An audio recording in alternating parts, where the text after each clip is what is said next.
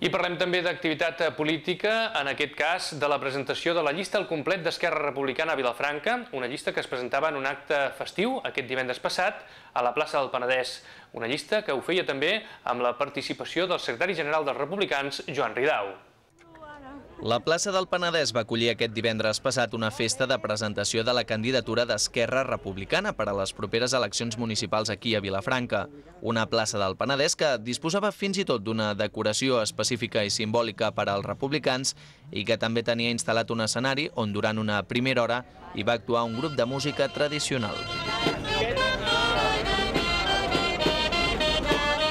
A 7:15 ja, els representants locals van rebre el secretari general d'Esquerra, Joan Ridao, que va voler acompanyar-los en un moment important com és el de la presentació pública i oficial de la candidatura. Una llista que, recordem, està encapçalada per l'actual regidor republicà, Pep Calar, al qual acompanyen en els primers llocs Albert Safra, Jordina Biosca, Jordi Rossell i Núria Ferret.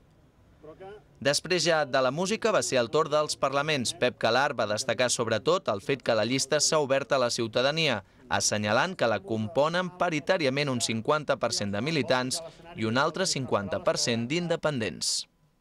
És una llista que quan vàrem dir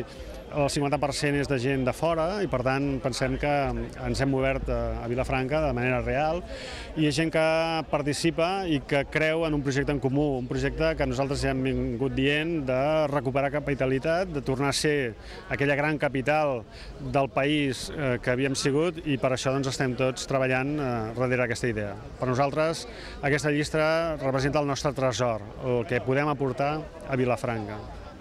Per la seva banda, el secretari general d'Esquerra, Joan Ridao, va parlar, entre d'altres aspectes, de la llei de vegueries. Va lamentar que Convergència i Unió hagi fet marxa enrere el projecte aprovat per l'anterior govern tripartit, insistint que permetia en un futur la vegueria Penedès. Ridao també va recordar una afirmació feta fa un temps per l'actual alcalde de Vilafranca. Ara recordo unes declaracions que va fer l'alcalde Pere Regull fa un temps, no fa massa, dient que si no anava endavant la vegueria, ell dimitiria i es donaria de baixa com a militant de Convergència i Unió. I la veritat és que fa molt pocs dies el govern de Catalunya ha anunciat que pensa fer marxa enrere, fins i tot amb la llei que va aprovar en el seu dia al Parlament i que va impulsar Esquerra Republicana, que donava lloc a crear en primer lloc les 4 vegueries corresponents a les 4 actuals diputacions provincials i que deixava la porta oberta a crear-ne més, entre elles la vegueria del Penedès. Bé, em sap molt greu perquè és una reivindicació històrica del catalanisme, perquè seria una mesura per racionalitzar la despesa en aquest context de crisi econòmica i sobretot perquè respon a un esquema d'una administració més propera al ciutadà. Ridao també assenyala la importància per Esquerra de les properes eleccions municipals, importància que també ho és pel conjunt de municipis i dels ciutadans. Segons Ridao, els republicans són la garantia que les polítiques municipals dels propers anys afrontaran el repte de sortir de la crisi des de la vessant de les esquerres i del catalanisme.